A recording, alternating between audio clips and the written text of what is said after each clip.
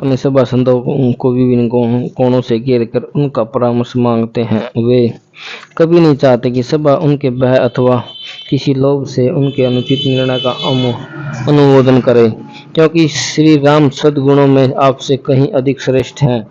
एक सभासद ने कहा, अब आप यह प्रश्न मत कीजिएगा महाराज कि हम आपके गुणों पर प्रकाश डालें। सभा हंस पड़ी। दशरथ भी इस हंसी में सम्मिलित थे। यह कथन स्वयं महाराज ने ही अपनी बात के आरंभ में कहा था कि वह सभासद बोला, श्री राम को हम महाराज दशरथ के नवीन संस्करण युवा दशरथ के रूप में देख रहे हैं। आप में और श्री राम में हम कोई भेद दृष्टि नहीं रख रहे हैं। श्री राम आपका ही विराट रूप है महाराज। अतः हम सभी चाहते हैं कि भगवान वामन अवतार त्याग कर विराट रूप में प्रकट हो। पुनः हल्की हंसी उठी। दशरथ को यह उत्तर जैसे गंगा स्नान करा गया। सखे दशरथ ने सुमित्र को आत्मीय संबोधन से पुकारा, जी महाराज, राम को शीघ्र यहाँ लेकर आओ। सुमित्र ने सिर झुकाकर प्रस्थान किया। जब तक सुमित्र श्री राम के साथ लौटे तब तक आप जलपान ग्रहण करें। दशरथ का संकेत पाते संसदों के लिए जलपान परोसा जाने लगा। भगवान दशरथ गुरु वशिष्ठ से बोले, श्री राम के अभिषेक के लिए जो कर्म आवश्यक हो उन सब की तैयारी करने के लिए आप आज्ञा पालन की प्रतीक्षा में राज सेवकों को आदेश दें। कल के सूर्योदय के साथ ही स्वस्ति वाचन होगा। ब्राह्मणों को निमंत्रण करो, उनके बैठने की सुंदर व्यवस्था करो। स्वर्ण रत्न, देव पूजन सामग्री, जड़ी बूटियां, श्वेत पुष्प मालाएं, खील, शहद, घी, नए वस्त्र, उत्तम हाथी चमड़ी, गाय की पूंछ के बालों से बना हुआ 2 पंखे, ध्वज,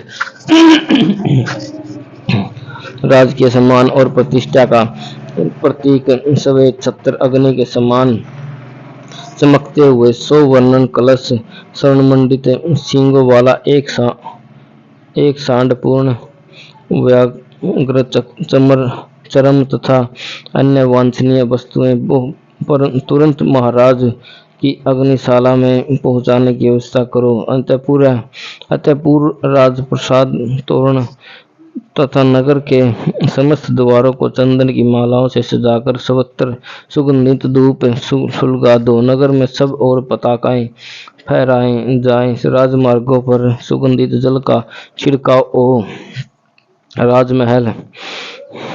राजमहलों के ध्वजों पर संगीतकार और नृत्यिका हूँ। समूची अयोध्या की सुरक्षा व्यवस्था चतुर्गिनी सेना को सौंप दी जाए। प्रसाद के आंगन में विशेष अंगरक्षक वाहिनी को नियुक्त किया जाए।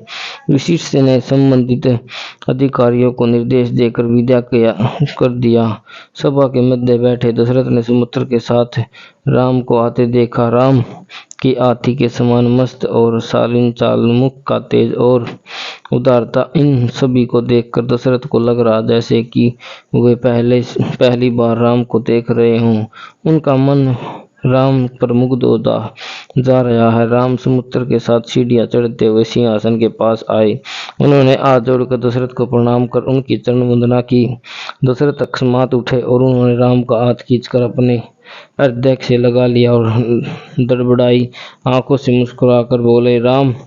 और उन्होंने राम को संकेत से अपने पास रखे स्वर्ण सिंहासन पर बैठने को कहा। फिर दशरथ सभासदों को सुनाते हुए राम से बोले, पुत्र तुम्हारा पावन जन्म मेरी इस महारानी कौशल्या के गर्भ से हुआ है। ये हे राम, इसमें कोई संदेह नहीं है कि तुम गुणों से मुझसे कहीं बढ़कर हो। यह किसी भी देश के लिए सौभाग्य का विषय होता है कि उसका राजा का पुत्र गुणों में राजा से भी उच्चतर हो।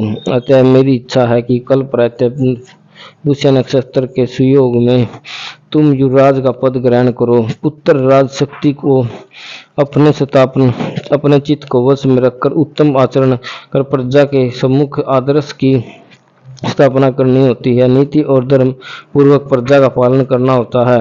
वैसे तो पुत्र तुम्हारे जैसा गुणवान पुत्र तो मेरा इतना उपदेश भी आवश्यक नहीं था, किंतु औपचारिकता और दायित्वबोध के फलस्वरूप मैंने तुम्हें मैंने तुमसे संक्षेप में सब कह दिया। दशरथ मौन हुए तो सांसदों के ने राम का जयघोष कर उन्हें बधाई देना आरंभ कर दी। राम शीतल शालीनता की नतमस्तक मूर्ति बने सबकी शुभकामना स्वीकार करते रहे। सभा विसर्जित हुई और राम ने दशरथ तथा गुरु वशिष्ठ को प्रणाम कर अपने प्रसाद में जाने की अनुभूति ली। राम का रथ अपने विशाल भवन में रुका। वे उतरे और लंबे लंबे डग भरते सीढ़ियां चढ़ते गए। द्वार रक्षक और सेवक आज विशेष उत्साह के साथ उनका भी अभिवादन कर रहे थे। किसी ने उन्हें बधाई नहीं दी थी, किंतु उनकी प्रसन्न मुद्रा बता रही थी कि वे कुछ शुभ समाचार जानते हैं। रीते राम ने पुकारा, आर्य। दासी ने सिर झुकाया। स्वामिनी माता कौशल्या के प्रसाद में गई हैं। राम ने सोचा, यह भी सुंदर है। वे वहीं जाकर माँ को आनंदित करने वाला यह समाचार सुना देंगे। राम ने हाथ मुंह धोकर जल पीकर माता कौशल्या के प्रसाद की ओर प्रस्थान किया। वे आंगन की सीढ़ियां उतरे ही थे कि उन्हें अपनी ओर तेजी से आता सुमित्र का रथ दिखाई दिया। सुमित्र जी, राम मन ही मन बोले, अभी तुम तुरंत पीछे पीछे आना।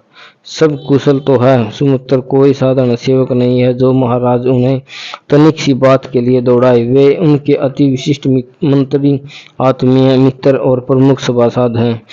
राम ने आगे बढ़कर रथ से उतरते सुमित्र का हाथ थामा और पूछा, आप अकस्मात इतनी त्वरा में युवराज महाराज ने आपको बुलाया। सुमित्र की वाणी बता रही थी कि दशरथ किसी विपत्ति में है। आप स्पष्ट कहें, क्या बात है? राम ने कारण जानना चाहा। आपको तुरंत बुलाया है। अब यह आपका निर्णय है कि आप चलना चाहें अथवा न चलना चाहें। राम ने सुमित्र की ओर देखा। सुमित्र इस प्रकार तो कभी बात नहीं करते। यह क्या रहस्य है? हे सुमित्र के रथ पर चढ़ गए। वे सुमित्र रथ पर चढ़ गए। सारथी, महाराज की ओर चलो। राम ने आदेश दिया। रथ गतिशील हो उठा। युवराज, आपने अपना रथ नहीं लिया? सुमित्र जी, सोचा आपसे कुछ हृदय की बातें कर लो। कहिए। इस समय न तो मैं राजसभा में हूँ और न ही अभी मेरी युवराज अभिषेक हुआ है। फिर आप दूरी प्रकट करने वाले औपचारिक संबोधनों का उपयोग क्यों कर रहे हैं? राम के स्वर में प्रेमासक्ति उपालंग था।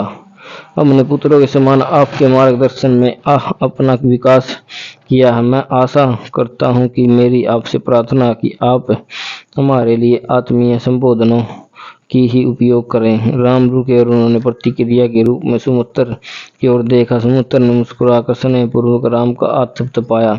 राम बोले, महाराज की कोई स्थिति आपसे छिपी नहीं। वर्तमान में क्या हुआ जो उन्होंने आपकी आपात रूप में मुझे बुलाने भेजा?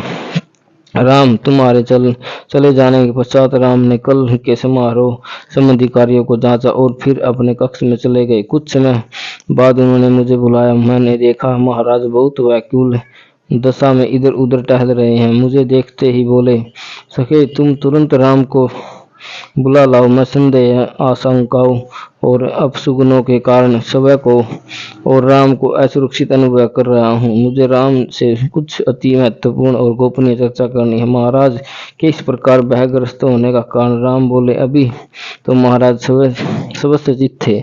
महाराज अति संदेहशील हैं। सुमित्र बोले, कोई भी अशुभ विचार अथवा प्रतीक उन्हें व्याकुल कर देता है। वे तो वीर तो हैं, किंतु उनका हृदय कोमल है। वे प्रसन्न भी शीघ्र हो जाते हैं और व्याकुल भी। सुमित्र जी, आप राजवैद्य को कहिए कि वे महाराज को कोई ऐसी औषधि दें जिससे उनके स्नायु तंत्र की कोशिकाएं और संबल स्वस्थ हो जाएं। शेष जो वे उचित समझे करें। राम ने कहा, मुझे भी यही लगता है कि यह शारीरिक दुर्बलता के कारण हो रहा है। सुमित्र जैसे राम से सहमत थे। महल में प्रवेश करते ही राम ने देखा कि दशरथ सुमित्र दोबारा कही गई दशा में भी व्याकुलता के साथ टहल रहे थे। लगता था सुमित्र को भेजने के बाद वे बैठे ही नहीं। दशरथ को अपनी धुन में यह बोध ही नहीं हुआ कि कब राम उनके सामने आकर खड़े हो गए। पिता की से दृष्टि मिलाते ही राम उनकी चरण वंदना हेतु झुके, किंतु पूर्णतः दशरथ ने लपक कर राम को बीच ही में रोककर अपनी छाती से लगा लिया और बोले, राम तुम आते ही मेरे हृदय से लगा करो, तुम्हारे अली बंद करते ही मैं परम शक्ति को प्राप्त हो जाता हूँ। आपका परामर्श शिरोधर है पिताजी, किंतु इस प्रकार करने से मर्यादा भंग होती है। मुझे इस प्रकार का व्यवहार करते देख लहेश भाई और युवा वर्ग झुकने का संस्कार भूल जाएंगे। पुत्र को अपनी धर्म का निर्वाह करने दे पिताजी, इसमें हमारा विकास और आनंद निहित है। राम ने हाथ जोड़कर प्रणाम किया। तुम्हारा जैसा इस भूमंडल में कोई नहीं राम, दशरथ विहल स्वर में बोले। राम ने पिता के कथन पर ध्यान ही नहीं दिया। वे समझ रहे थे कि एक पिता के बहुदशा है। जैसे माँ को प्रत्येक माँ को संसार में केवल अपना ही पुत्र सुंदर और अद्वितीय दिखाई देता है, वैसे ही महाराज दशरथ को भी पिता के रूप में मुझे देख रहे हैं। वह स्वाभाविक मानवीय गुण है। पिताजी कहिए, मैं आपका क्या प्रिय काम करूं जिसे आप संतुष्ट होकर प्रसन्नचित्त हो जाएं। राम ने अपने बुलाए जाने का कारण जानना चाहा। मेरे निकट बैठो पुत्र। दशरथ पलंग पर बैठे और उन्होंने राम को अपने साथ बैठने के लिए संकेत किया और फिर सुबह उठते हुए बोले, भीतरी कक्ष में चलो। पुत्र बिना राम की प्रतिक्रिया जाने वे भीतरी कक्ष की ओर बढ़ गए। राम उनके पीछे चलते हुए सोचने लगे, यह पिताजी को क्या हो गया है। हृदय इतनी सुरक्षित है कि यदि महाराज चाहें तो सार्वजनिक शतान पथ अथवा किसी चौराहे पर भी खड़े होकर उनसे वार्तालाप कर सकते हैं। देखो राम, दशरथ ने राम का हाथ थाम कर उन्हें अपने साथ पलंग पर बैठाया और बोले, महाराज के राजा के रूप में, पिता के रूप में मैं तथा पुत्र शिष्य के रूप में मेरे जो भी कर्तव्य थे। आजा भाई।